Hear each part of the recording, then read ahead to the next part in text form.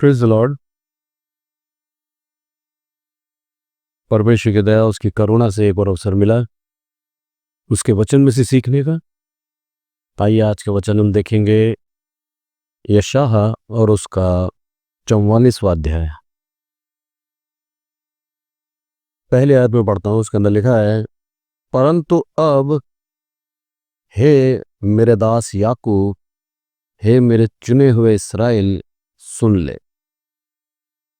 दूसरी आयत, तेरा कर्ता यहोवा जो तुझे गर्भ ही से बनाता आया है तेरी सहायता करेगा।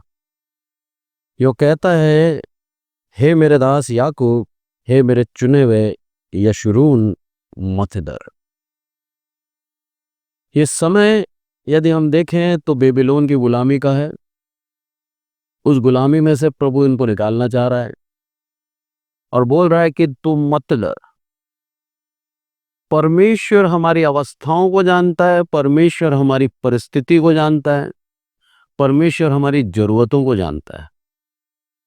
हमारे जीवन के अंदर हम ऐसी परिस्थिति में क्यों पड़ते हैं, उसका सबसे बड़ा कारण है हमारे खुद के अभिमान, हमारा खुद का गलत सोचना, हमें परमेश्वर को भूल जाना। यही कारण है। इस्राएल के विषय में यदि कहें तो इस्राएल परमेश्वर का चुना हुआ भाग था। इस्राएल को दूसरे शब्दों में कहता है, जिनका दिल शुद्ध है वो सब इस्राएली हैं। आज आपका और हमारा यदि दिल शुद्ध है तो आप जान लीजिए आप भी परमेश्वर के दास इस्राएल की प्रजा में जुड़ गए हैं। मन शुद्ध होना चाहिए। उसका वचन कहता है तुम्हारी आत्मा में कपट ना हो। हम क्या सोचते हैं, हमारे शरीर में कपट है, पर उसका वचन क्या कहता है, आत्मा में कपट ना हो। आत्मा एक ऐसी चीज है, हमारे शरीर के अंदर हर एक प्रकार की दुष्ट आत्मा भी वास करना चाहती। यदि मत्ती के अंदर देखें हम, मत्ती और उसका 12वां अध्याय और 44वीं आयत पढ़े, 44। तब कहती है, मैं अपने उसी घर में जहां से निकली थी लौट जाऊंगी और लौटकर उसे सूना, झाड़ा बुहारा और सजाया पाती है। 45 भी पढ़े। ताक और जाकर अपने से और बुरी 7 आत्माओं को अपने साथ ले आती है और वे उसमें बैठकर वहाँ वास करती हैं और उस मनुष्य की पिछली दशा पहले से भी बुरी हो जाती है। इस युग के बुरे लोगों की दशा भी ऐसी ही होगी। इस युग के बुरे लोगों की दशा भी ऐसी हो। कौन कह रहा है ये? दुष्ट आत्मा के अधूरे सुधार से चेतावनी है। परमेश्वर में सिखा रहा है कि देर सुधार गलत होता है। एक आत्मा निकाल दी, वो आत्मा निकल गई, जब उसको जगह नहीं पाई तो वापस आई और उस मनुष्य को देखा, झाड़ू लगा हुआ, एकदम साफ। वापस देखकर अपने से बुरी 7 आत्माएं है और उस मनुष्य के अंदर बैठ गई। इस शरीर के अंदर सोचो कितनी आत्मा बैठ सकती है? झूठ बोलने की आत्मा है, कपट की आत्मा है, कितनी आत्माएं बैठ जाती है। 7 तो एक उदाहरण दे रखा है। एक व्यक्ति जिसके अंदर सेना बैठी हुई थी, पूरी व्यक्ति के अंदर सेना, इतनी ढेर सारी आत्माएं थी। क्या परमेश्वर ने रचना करी है, कितनी अद्भुत है कि हम इसको जटिलता को समझ ही नहीं पा रहे। हजारों साल बीत गए, आज भी इस मनुष्य की प्रकृति को हम समझ नहीं पाते। जब समझना चाहते हैं, प्रयास करते हैं, कुछ सीखते हैं, फिर नया कुछ निकल आता है। इतना जटिल रूप से प्रभु ने हमें बनाया और प्रभु बोलता है तेरे को गर्भ ही से रचता आया हूं, तेरी सहायता करूंगा मैं। अब हमारी देह हमारे हाथ में स्वतंत्र कर रखा है प्रभु ने। ये बहुत बड़ी सीखने की बात है कि आज सबकी देह स्वतंत्र है। किसी प्रकार का कोई बाउंडेशन, किसी प्रकार का कोई दबाव में नहीं है, बंधन में नहीं है। स्वतंत्र हम लोग परमेश्वर के पुत्र प्रभु यीशु मसीह को स्वीकार करें या फिर उन्हीं दुष्ट आत्माओं में अपने जीवन को जीते हैं। स्वतंत्र। अधूरा सुधार क्यों बोला? उसका कारण था, यदि उसका पूरा सुधार होता, उस आत्मा से परिपूर्ण हो जाता, पवित्र आत्मा उसको मिल जाती, तो कितनी भी दुष्ट आत्मा उसके ऊपर प्रहार करती, एक भी नहीं घुस पाती। ये उस पवित्र आत्मा का दान है। मेरा प्रभु आज यहीं यशायाह के अंदर ही समझा रहा है कि मैं तुम्हें वो दान दूंगा। कितने पहले कह दिया था उसने? काफी 100 सालों पहले, 500-600 साल पहले कह दिया था कि वो दान तुम्हें मिलेगा। आज हम बहुत ही ज्यादा सौभाग्यशाली हैं कि हम नए नियम के समय में पैदा हुए। हम परमेश्वर की दया से उस पवित्र आत्मा के भागी हैं। आज वो आत्मा हमें देता है। इस कारण से हम यीशु को प्रभु कह पाते हैं। सबसे बड़ी बात यह है। नहीं तो आप सबसे पूछ लीजिए, यीशु के विषय में यदि कोई बात करेंगे तो क्या बोलते हैं? मैं नहीं जानता। अगर जानेंगे तो ईसाइयों का प्रभु है, मेरा नहीं है, ये चीज बोलते हैं। अभी कुछ ही दिनों पहले एक घर में व्यक्ति आया मेरे को, और मेरे आने के बाद मैंने उस व्यक्ति के गले में एक क्रॉस जैसा मुझे लगा। मैंने उससे पूछा, मैंने क्रॉस पहना आपने? नॉन क्रिश्चियन था। डर गई वो। नहीं नहीं, ये तो हमारे भगवान का है, मैं क्रॉस नहीं पहनूंगी। मैं उसके डर से अचंभित हो गया कि कितना ज्यादा बैर भाव जीवन के अंदर लेके चल रहे हैं। जबकि हम ही मसीह, जो प्रभु हमें सिखाता है सबकी मदद करो, अभी महाकुंभ के अंदर खाना खिला रहे हैं। रोमन कैथलिक्स गए, खाना खिला रहे हैं बिना पैसों पे। हमारे अंदर बैर भाव क्यों नहीं है? क्योंकि हमें वो टीचिंग नहीं देता। प्रभु यीशु मसीह ने कभी किसी के साथ बैरभाव नहीं करा। प्रभु यीशु मसीह ने सामरी को मान कर दिया, याजक को छोड़ दिया, लेवी को छोड़ दिया, उधर बता दिया एक सामरी भी मेरे राज्य में जाने योग्य है। आज हम भी उन्हीं सामरियों में से हैं। हम उसकी जाति इस्राएल में से नहीं है, जो उसकी निज प्रजा चुनी गई थी। हम वहां से नहीं है, हम अन्य जातियों में से आए। हो सकता है 5 पीढ़ी पहले हमारे कोई हो जो नॉन क्रिश्चियन हो, 100% होगा।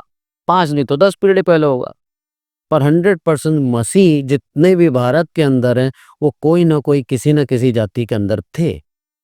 पर प्रभु यीशु मसीह पे विश्वास करके आज प्रभु यीशु मसीह के पीछे चल। प्रभु की दया ही है। उसने बोला है यहाँ पर, मैं तुम्हारे ऊपर वो आत्मा उंडेल दूंगा, डर मत।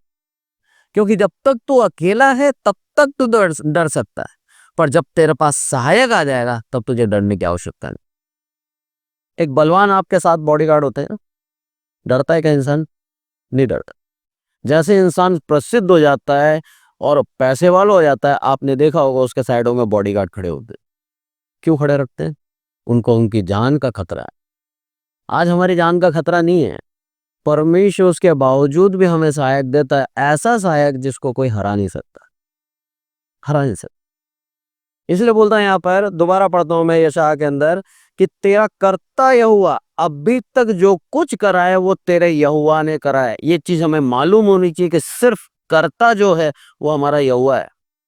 बोला तेरा कर्ता यहोवा जो तुझे गर्भ से बनाता आया है तेरी सहायता करेगा, 100% तेरी सहायता करेगा। प्रभु के विषय में लिखा है, कल आज और युगानी वो एक सा है। उसके विषय में लिखा है, वो मनुष्य सा नहीं है कि जो बोल के बदल जाए। हम बोल के बदल जाते हैं, वो वैसा ही है, जो कहा है वैसा ही है। आज भी सीधे मन वालों के लिए यह बात सिद्ध होती है कि जो कुछ वो करेगा उसने कह दिया आगे। क्या बोलता है? कि यूं कहता है कि तेरी सहायता करेगा। वो यूं कहता है कि मेरे दास याकूब, हे मेरे चुने हुए यशरून, मत डर। यशरून मतलब भी यही होता है, सीधा मन वाला। बोला मत डर तू, मैं तेरे साथ हूं। इनकी गलतियां क्या थी? यदि इसी अध्याय के ऊपर 43 में पढ़े तो इनकी गलतियां भी सामने आती हैं। और वो ये थी, 22वीं आयत में यदि मैं पढ़ूं, तो भी याकूब तूने मुझसे प्रार्थना नहीं की, वरन हे इस्राएल तू मुझसे उकता गया है। मेरे लिए होम बलि करने को तू मेमना नहीं लाया और ना मेल बलि चढ़ाकर मेरी महिमा की। देख, मैंने अन्न बलि चढ़ाने की कठिन सेवा तुझसे नहीं कराई, ना तुझसे धूप लेकर तुझे थका दिया है। बोला मैंने कुछ नहीं करा था, तेरे को बोझ नहीं डाला था मैंने तेरे पे। उसके बावजूद भी जो तू कर सकता था वो भी तूने नहीं किया। आज कई कई ऐसे हैं जो सच में मसीहों पे बोझ डाल देते हैं, तुम्हें करना ही है। ऐसे लोगों से सावधान रहे। प्रभु यीशु मसीह बोलता है कि यदि यदि तुम्हारा विश्वास फरीसियों और शास्त्रियों से बड़ा नहीं है, स्वर्ग राज्य नहीं जा सकते। वो कौन थे? वो बोझ डालने वाले थे। उनके विषय में लिखा है, खुद एक उंगली से भी नहीं सरकाते थे, तुम्हारे ऊपर बोझ डालते थे। ऐसे लोगों से सावधान, जो खुद नहीं करते हो, सिर्फ सलाह देते हो, उनसे सावधान। वो आपको गड्ढे में ले जाएंगे। परमेश्वर का वचन आज हमें सिखा रहा है। क्या बोलता है? होम बलि नहीं चढ़ाई तुमने, प्रार्थना नहीं करी तुमने, मेरे पास नहीं आए तुम, इस कारण से तुम विपत्ति में गए। हमारी परेशानी जीवन में है, हम घुटनों पर आ जाएं। जब तक घुटनों पर रहेंगे, आप जान लीजिए आपके जीवन के अंदर आपका शत्रु विजय प्राप्त नहीं कर सकता। घुटनों पर आकर प्रभु से मांगे सहायता। 100% मेरा प्रभु सहायता करने के लिए तैयार है। उसका वचन कह रहा है, मैं तेरी सहायता करूंगा। इसीलिए प्रभु के ऊपर विश्वास करके उससे मांगे। उसका वचन कहता है, मांगोगे तो तुम्हें दिया जाएगा। यही चीज मांगनी है। पर हम मांगते क्या है? हे प्रभु, मेरे घर के अंदर टीवी बड़ा वाला नहीं है, सलमान खान छोटा दिखता है, बड़ा टीवी चाहिए। मांगने के लिए बोला क्या था? मांग क्या रहे? इस कारणों से हमारी प्रार्थना नहीं सुनी जाती। यही कारण है, छोटी छोटी बातें। बाइबल को सही तरीके से सीखा नहीं है, बाइबल को सही तरीके से जानते नहीं है, प्रार्थना करने का समय नहीं मालूम है, किस समय प्रार्थना करें। दाऊद राजा बोलता है कि तू मेरी प्रार्थना सुन ले, मैं उस समय प्रार्थना करूं। अब आप सोचेंगे कौन सा समय है प्रार्थना का? प्रभु का वचन यदि हम गंभीरता से सीखें तो दाऊद राजा जब अपने जीवन में पाप के साथ जी रहा था, उसका पुत्र जब बहुत बीमार था, पूरे दिन उसने उपवास रखा, प्रार्थना करा, उसकी प्रार्थना नहीं सुनी गई। प्रार्थना कब सुनी गई? जब उसने पश्चाताप किया, जब अंगीकार कर लिया प्रभु मैं पापी हूं, उसी समय प्रार्थना सुनी गई। उसको सबक के कारण उस बच्चे को तो ले लिया, पर उसके समझ में आ गया जब तक पश्चाताप नहीं है जीवन में, मेरी प्रार्थना नहीं सुनी जाएगी। यह है उचित समय। आपके जीवन के अंदर आपको मालूम होना चाहिए कि पश्चाताप के साथ यदि आप आए हैं, 100% आपकी प्रार्थना सुनी जाएंगी।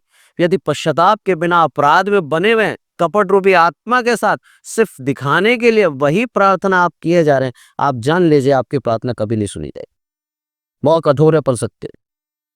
प्रभु का वचन सिखाता है हमें कि हमें जानना है, हमारे मन को शुद्ध करना है, उसके बाद उसके सम्मुख आना है।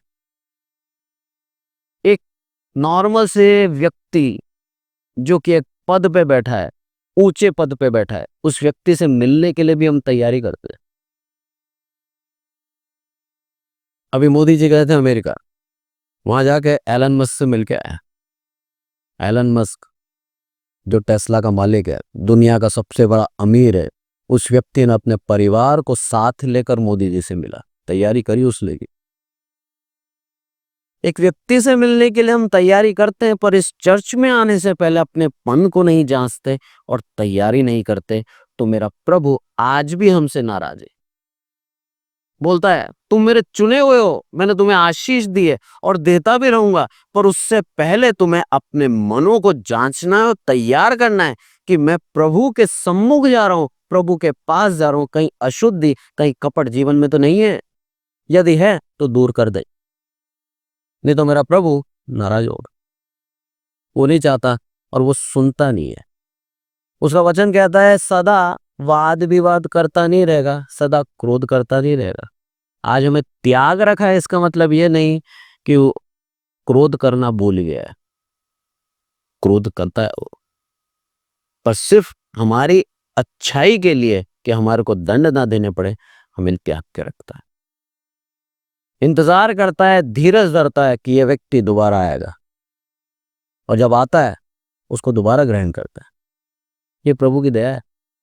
प्रभु यीशु मसीह बहुत ही दयालु है, दया का सागर ऐसे ही नहीं कहते उसे। उतना धीरज है उसके अंदर, इसलिए कहता है तुम भी उतने ही धीरजमंद बनते जाओ। और कब बनते हो? जब हमारे अपराधियों को हम क्षमा करते जाते हैं, तब हमारे अंदर भी वो धीरज डेवलप होता है, विकास होता है उस धीरज का। आज का वचन हमें यही सिखाता है। जब आगे बढ़ते हैं हम उसके अंदर, तीसरी आयत उसके अंदर क्या लिखा है क्योंकि मैं प्यासी भूमि पर जल और सूखी भूमि पर धाराएं बहाऊंगा। मैं तेरे वंश पर अपनी आत्मा और तेरे संतान पर अपनी आशीष उड़ेलूंगा। लिख दे यहां पर, मैं तेरे वंश पर अपनी आत्मा और तेरे संतान पर अपनी आशीष उड़ेल दूंगा। और हुआ ये, दाऊद का वंश, उसके ऊपर आत्मा उड़ेली प्रभु यीशु मसीह। उस प्रभु यीशु मसीह ने जब आत्मा पाई तो अपने तक नहीं रखी, उसने सबको दे दी। उस यीशु को जब आत्मा मिली, वो पवित्र आत्मा से परिपूर्ण प्रभु यीशु मसीह अपने तक उस आत्मा को नहीं रखा, उसने सारे संसार को दे दी। कितना प्यार करता है वो हमें, कितना ज्यादा हमें चाहता है कि जो कार्य मैंने करे उससे भी बड़े बड़े कार्य तुम करो। उसकी आशीर्वाद है हमें, और उसे उसके चिन्हों ने करे भी। इसका मतलब ये नहीं होता कि वो प्रभु यीशु मसीह से बढ़ गए, बड़े नहीं हो। प्रभु यीशु मसीह के दया से उसके वचनों के अनुसार उन्होंने कार्य किए हैं। बस हमारे अंदर घमंड कभी ना है कि मेरी प्रार्थना से सब कुछ हो जाता है। अरे आपकी प्रार्थना में ताकत नहीं, उस आत्मा में ताकत है जिस आत्मा के द्वारा वो प्रार्थना करे। मनुष्य कहता है, प्रशंसा चाहने के लिए बोल देता है, और जब ऐसा कर देते हैं तो वचन क्या बोलता है? तुम तुम्हारा प्रतिफल पा चुके, मेरे से इच्छा मत रखना। आप काम भी कर लिया, सब कुछ भी हो गया, प्रतिफल भी मिला। कैसा जीवन जी रहे हैं हम? प्रभु चाहता है आज हमारे जीवन को हम दोबारा जांचें। वो हमें यशूरून कहता है, सीधा कहता है, वो हमें अपनी जाति कहता है, वो हमें सहायता करने के लिए तैयार है, अपनी आत्मा उड़ेलने के लिए तैयार है, आशीष देने के लिए तैयार है, सब कुछ करने के लिए तैयार है। बस वो चाहता है कि उसके सामने घुटने टेकें, उससे प्रार्थना करें, और उसके लिए देने का मन हमारे जीवन में होना चाहिए। सिर्फ लेने का नहीं, देने का मन होना चाहिए। जब हम उसको दिल से देते हैं, मेरा प्रभु प्रसन्न हो जाता है। मुझे याद है जब मैं छोटा था, मैं समझता हूँ 10-12 साल का होगा, हमारे घर के आर्थिक स्थिति अच्छी नहीं थी। मेरे पिता दाढ़ी बनाते थे, उनका ब्रश भी टूट गया था, पर उनका चलता है, दाढ़ी तो बना ली। हम लोगों ने, भाई बहनों ने मिलकर घर में से ढूंढा, 25 रुपए मिले थे, मेरे को याद है आज तक। 5 का सिक्का, 1 का सिक्का, ऐसा करके 25 रुपए। वो 25 रुपए जोड़कर मैं एक 25 रुपए का ब्रश लेके आया था मेरे पापा के लिए। वही हमारा बर्थडे गिफ्ट था उनके लिए। मेरे पापा उस 25 रुपए के दाढ़ी के ब्रश से प्रसन्न हो गए, खुश हो गए। पैसा होने का हम कहां से कमाएंगे, पर जो कहीं कहीं 1-1, 2-2 रुपए थे जो हमें भी दिए थे, गुल्लक में से कैसे भी करके निकाले, और वो 25 रुपए का ब्रश ला के दिया। मेरे पिता हमारी उस भावना से प्रसन्न हुआ, उस अमाउंट से प्रसन्न नहीं हुआ। हम उन्हें कुछ दे नहीं सकते थे, हम उन्हें प्रसन्न करने की शक्ति भी नहीं रखते, पर उनको बस ये लगा कि मेरे बच्चों ने मेरे लिए सोचा, और जो कुछ इनका था वो सब कुछ मुझे लाके अर्पण कर दिया। यही आज प्रभु यीशु मसीह चाहता है उनसे, जो कुछ है तेरे पास सब कुछ लाके दे दे, तेरे जीवन के अंदर ऐसी आशीष दूंगा, तेरे जीवन में कभी कमी नहीं आएगी।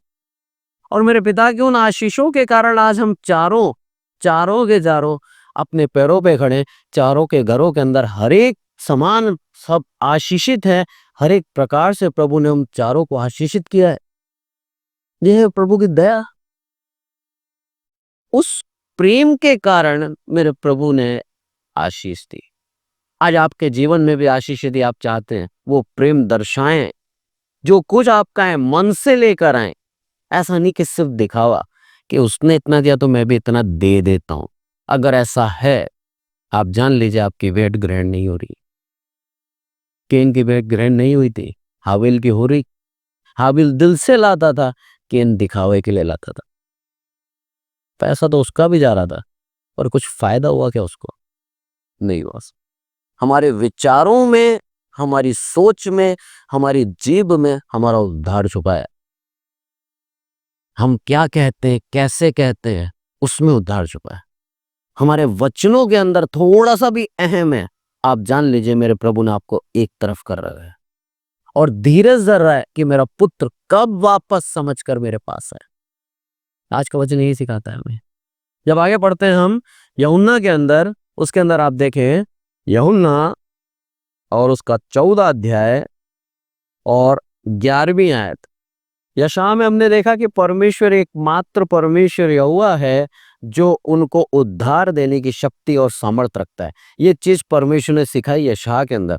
अब हम देखते हैं यूहन्ना के अंदर 14:11 के अंदर, मेरा विश्वास करो कि मैं पिता में हूँ और पिता मुझ में, नहीं तो कामों ही के कारण मेरा विश्वास करो। आमीन। सबसे अहम बात, प्रभु यीशु मसीह को एक मैसेंजर मान लेंगे कि साहब ये तो परमेश्वर का एक दूत था, वो मानने में कोई दिक्कत नहीं है। नबी मानने में दिक्कत नहीं है। यीशु को मसीह मानने में सबसे बड़ी दिक्कत आती है यहूदियों को और दूसरे संसार वालों कि यीशु प्रभु कैसे हो सकता है, वो तो मनुष्य रूप में है और एक मनुष्य हमारे समान है, वो प्रभु कैसे हो सकता है। ये चीजें उनको उस उद्धार से बहुत दूर रखती हैं। यहां पर क्या बोलता है वो, साफ साफ कहता है मेरा विश्वास करो कि मैं पिता में हूं और पिता मुझ में। अब कुछ बचा क्या? कुछ भी नहीं बचा। विश्वास करें तो प्रभु यीशु मसीह ही हमारा उद्धार करता है, और विश्वास ना करें तो हम खुद अपने जीवन को गड्ढे में लेके जा रहे हैं। जिस उद्धारकर्ता यहोवा के विषय में यशायाह के अंदर हमने सीखा कि वो हमारी सहायता करता है, हमें आत्मा देता है, आशीषों में उंडेलता है, वही कार्य प्रभु यीशु मसीह ने करे हमारे जीवन के अंदर। इसने हमें वही पवित्र आत्मा दिया जिसके विषय में यशायाह के अंदर भविष्यवाणी थी। इसीलिए प्रभु यीशु मसीह पूर्ण रूप से परमेश्वर है। ये चीज हमें मालूम होनी चाहिए कि इसके अलावा और कोई पवित्र आत्मा नहीं दे सकता। और यदि प्रभु यीशु मसीह नहीं आए होते तो पवित्र आत्मा को दान से अछूता रहता यह संसार। आज हमें मिला है इस प्रभु यीशु मसीह के कारण से, क्योंकि वो भविष्यवाणी पूरी हुई जो यशायाह के अंदर कही गई थी कि मैं तुम्हें आत्मा दूंगा। वो आत्मा प्रभु यीशु मसीह ने हमें दिया। जैसे ही स्वर्ग राज्य भेजा, बोला कि मैं तुम्हें तुम्हारे लिए सहायक दूंगा, और सबके ऊपर वो आत्मा उतरा। पिंतीकोस्त के दिन हम देखते हैं 3,000 लोग, 3,000 आत्मा से परिपूर्ण होकर, वचन कहता है कि उनके हृदय छिद गए और उनके समझ में आया कि यीशु ही प्रभु है। आमीन। आज उनको समझ में आ गया, पर आज संसार को समझ में आज भी नहीं आ रहा। कितने बड़े दुख की। यहूदियों को आज भी समझ में नहीं आ रहा। एक चैनल है यूट्यूब के अंदर, मैं उसको देखता हूँ कई बार। उसके अंदर यहूदियों से प्रश्न किए जाते हैं कि आप प्रभु यीशु मसीह पे विश्वास करते हैं? वो तुरंत साफ साफ मना कर देते हैं, बोला नहीं हम नहीं करते। बोला यीशु मसाया है, आपको मालूम होना चाहिए, आप ही के देश के अंदर, आप ही के देश में उसने जन्म लिया। बोला हम सब मान लेंगे, उसको मसाया नहीं मानेंगे, क्योंकि मसाया का मतलब है कि मसाया आएगा तो तौरा के अनुसार न्याय करेगा। प्रभु यीशु मसीह ने अपने ही नियम बताए, जबकि वचन कहता है कि वो व्यवस्था तोड़ने नहीं, व्यवस्था पूर्ण करने आया। नया नियम पढ़ते ही नहीं है, पढ़ना चाहते भी नहीं है। वे व्यक्ति का हियाव देखिए, वो अपना नया नियम जो इब्रानी भाषा का है वो उन लोगों को बांटता है। कुछ लोग लेते और कुछ लोग साफ इनकार करते। वो सिखाना चाह रहा है कि तुम अज्ञान हो, तुम ऐसे अंधेरे में जी रहे हो, दिया तले अंधेरे, उस अंधेरे में तुम जी रहे हो।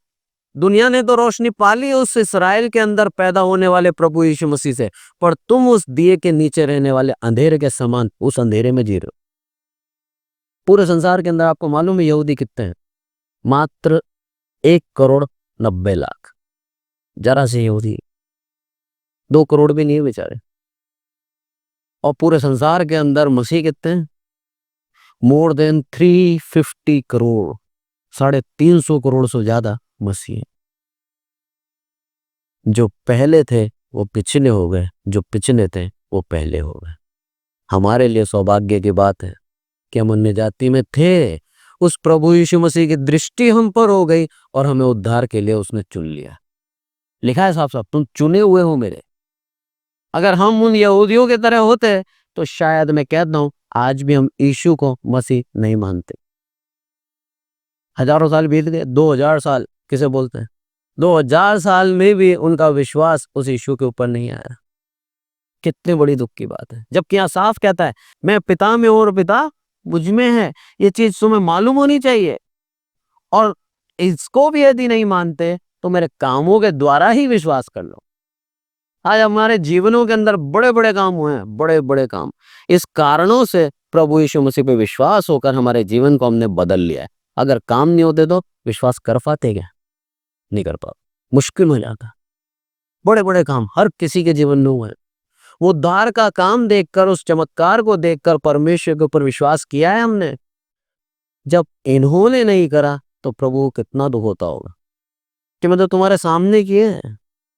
उस मुर्दे लाजर को जिसके अंदर से गंध आती थी, खड़ा कर दिया। बोला इतने बड़े बड़े चमत्कार मैंने किए, उसके बावजूद भी तुम सोचते हो क्या ये मनुष्य कर सकता है? फिर उसके ऊपर ब्लेम लगाते हैं। क्या ब्लेम लगाते हैं? ये तो दुष्ट आत्माओं की सहायता से साफ दुष्ट आत्मा निकालता है। प्रभु कितने प्यार से बोलता है, अगर मैं ऐसे करता हूं तो तुम्हारे बाप दादा किससे करते हैं? अगर चाहता ना यीशु तो मैं कहूं प्रभु यीशु एक एक के जीवन के पाप सामने ले आता। जो फरीसी कहता, जो इस्राएली या शास्त्री उसके सामने आकर कुछ कहता, उसी समय उसके पाप सामने ले आता। पर मेरे प्रभु की दया देखिए, वो हमारे पाप उजागर करने नहीं आया, हमारे पाप छिपाने आए, ढकने आए, माफ करने आए। ये उसका नेचर से हम सीखते हैं। ये तो कह सकता था उसी समय, क्या हो तुम, मैं जानता हूं तुम्हें, पर नहीं करा उसे, क्योंकि उसका प्रेम ये दर्शाता है कितना प्रेम वो हमसे करता है। हमारी निंदा नहीं चाहता, हमारा आदर चाहता है। उस महान प्रभु यीशु मसीह को परमेश्वर करके ग्रहण करें, आपके जीवन में उद्धार और उस पवित्र आत्मा का अभिषेक होगा। आगे जब हम पढ़ते हैं 18वीं आयत इसी की, यूहन्ना 14 का 18, मैं तुम्हें अनाथ नहीं छोड़ूंगा, मैं तुम्हारे पास आता हूँ। आमीन। मैं तुम्हें अनाथ नहीं छोड़ूंगा। ये मत सोचना कि तुम्हारा कोई पिता नहीं है। आसान सा पिता मेरा छोड़ के चला गया, मुझे बहुत ही दुख हुआ और मुझे लगा अब मेरी आशीष मुझ पे से उड़ गई। व्यक्तिगत रूप से मेरे को ऐसा एहसास हुआ कि अब मेरे जीवन में आशीष नहीं है। पर यहां पर क्या सिखा रहा है प्रभु? इन वचनों के द्वारा ही मुझे सांत्वना मिला, इन वचनों से ही बल पाकर दोबारा उस कार्य को मैं कर पा रहा हूं। बोलता मैं तुझे अनाथ नहीं छोड़ूंगा। सबसे बड़ी बात, जो सच में अनाथ हैं उनसे आप पीड़ा जान सकते हैं कि पिता ना होने की पीड़ा क्या होती है। यहां पर बोलता है तेरा स्वर्गीय पिता परमेश्वर सदैव तेरे साथ रहेगा। आमीन। उस पीड़ा को अंदर मत रख, आनंद कर, क्योंकि मैंने तुझे चुन लिया। आज हमें आनंद करना है कि मेरे प्रभु यीशु मसीह ने हमें चुन लिया और वो हमारा पिता हो गया, हमें पुत्र के रूप में ग्रहण करता है। पुत्र के रूप में, पुत्र के रूप में ग्रहण करने का मतलब जो कुछ उसका है सब कुछ हमारा है। वारिस हो गए हम उसके। वो स्वर्ग राज्य उसने हमें विरासत में दे दिया और अपनी आशीषें हमें विरासत में दे दी। सब कुछ जो कुछ उसका है वो हमारा। अब हम कह सकते हैं पूरी पृथ्वी हमारी है, क्योंकि मेरे परमेश्वर ने इस पृथ्वी को बनाया। ये पृथ्वी बिलोंग करती है प्रभु यीशु मसीह को। लिखा है साफ साफ वचन के अंदर, धरती मेरी है, सोना मेरा, चांदी मेरी है। क्या देते हो तुम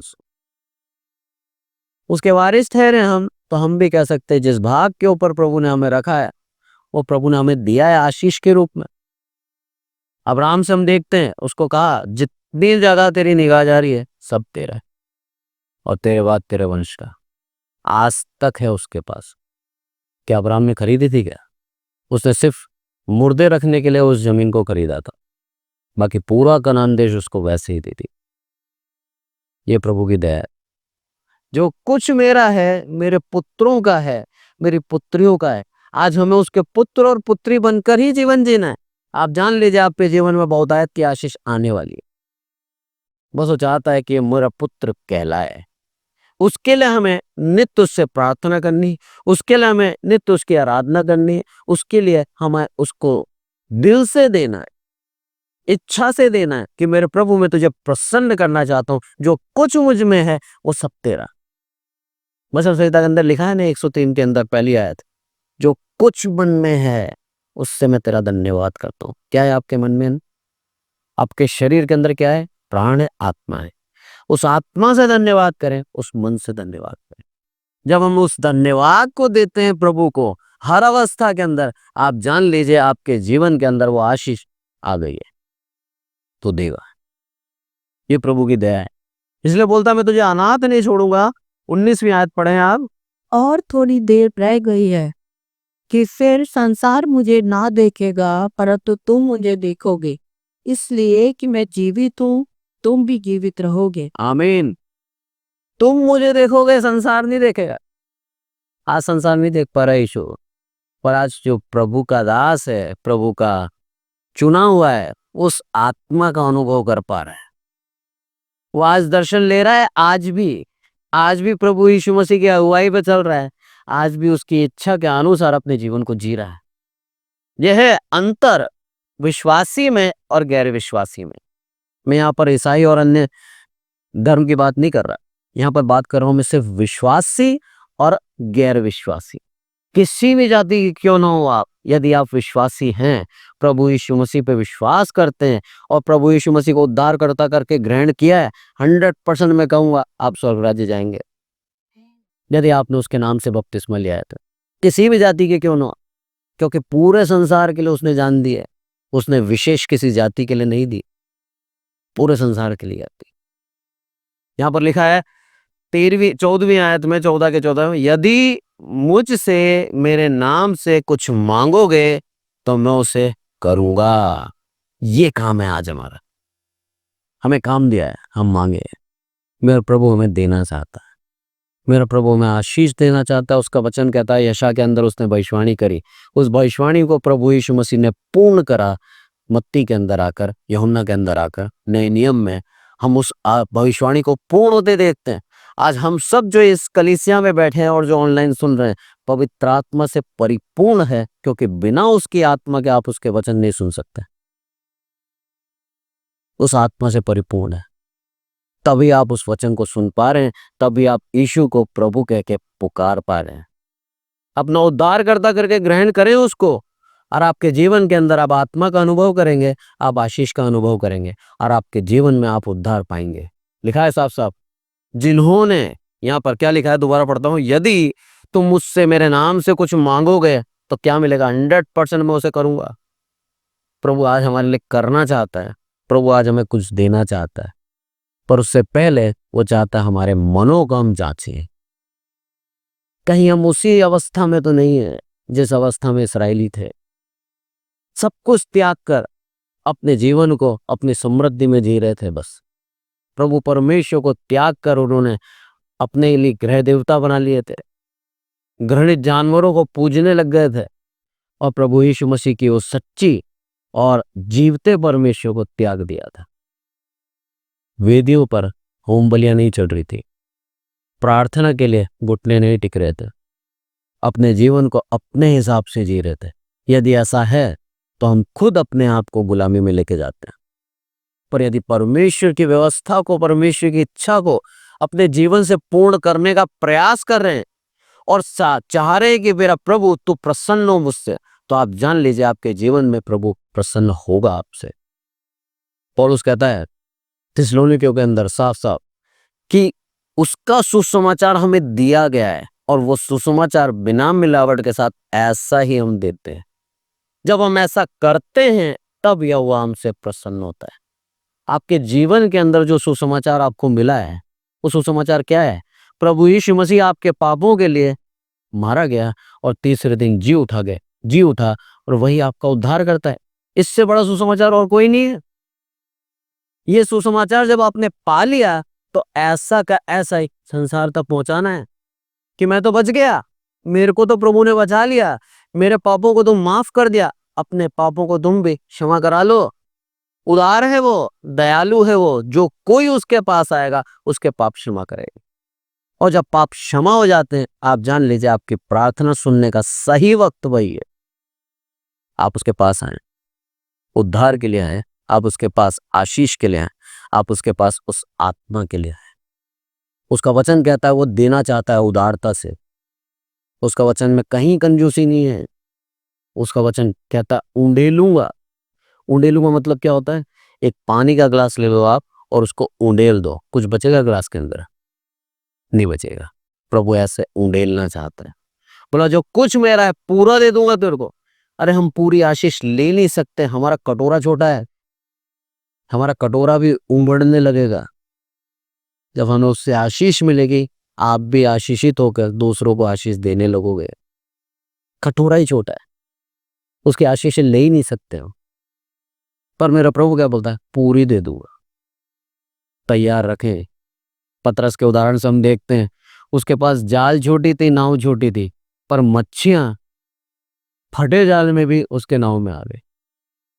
ये प्रभु की आशीष है। वो देना बहुत चाहता है, पर हमारे पास है ही नहीं इतना रखने के लिए। उसके लिए उसकी आज्ञा का पालन करते हुए अपने जीवन को जिए और उसको प्रसन्न करने का प्रयास करें। जब हम उसको प्रसन्न करने का प्रयास करते हैं, आप जान लीजिए आपके जीवन के अंदर वो बहुतायत की आशीष आने वाली है। वो आत्मा उड़ेल देगा वो। आज के वचन से प्रभु हम सबको आशीषित करे। आइए प्रार्थना। हे हमारे प्रभु, हम सबको संभाल कर रखते हैं, इसलिए आपका धन्यवाद मेरे प्रभु। आदर महिमा आपको देते हैं। विशेष करके प्रार्थना करते हैं मेरे प्रभु इस संदेश के लिए जो आपने हमें दिया मेरे प्रभु जो भविष्यवाणी की गई थी, उस आत्मा की, उस पवित्र आत्मा की वो भविष्यवाणी पूरी की गई है मेरे प्रभु, और वो आत्मा हमें मिला है मेरे प्रभु। धन्यवाद देते हैं मेरे प्रभु आपके उस असीम प्रेम के लिए जो आपने हमसे किया मेरे प्रभु। धन्यवाद देते हैं मेरे प्रभु आपकी हर एक उपकारों के लिए। धन्यवाद देते हैं आपकी सुरक्षा के लिए मेरे प्रभु। हमारे बोलने से पहले आप सबको जानते हैं, हमारी जरूरतों को। आपका बहुत बहुत धन्यवाद मेरे प्रभु। आज जितने भी लोगों ने मेरे प्रभु सुसमाचार सुना है, हर एक को आशीषित करना, हर एक को मेरे प्रभु आप अपने आशीष से भर देना मेरे प्रभु, आपकी आत्मा उड़ेल देना मेरे प्रभु। प्रार्थना करते हैं मेरे प्रभु आपकी दया, आपकी करुणा सदैव इस कलीसिया पे बनी रहे। यहाँ के विश्वासी सच में मेरे प्रभु सच्चे दिल से आपको ग्रहण करके सच्चे दिल से देने वाले एक सच्चे विश्वासी कहलाएं मेरे प्रभु। आदर मन आपको देते हैं मेरे प्रभु। इन वचनों को दिलों में उतारना मेरे प्रभु, और ये वचन हमारे जीवन के अंदर कार्य करें मेरे प्रभु। सारी आदर महिमा आपको देते हैं मेरे प्रभु। ये विनती आपने हमारी सुनी, इसलिए आपका धन्यवाद मेरे प्रभु। प्रभु यीशु मसीह के नाम से मांगते हैं, आमीन।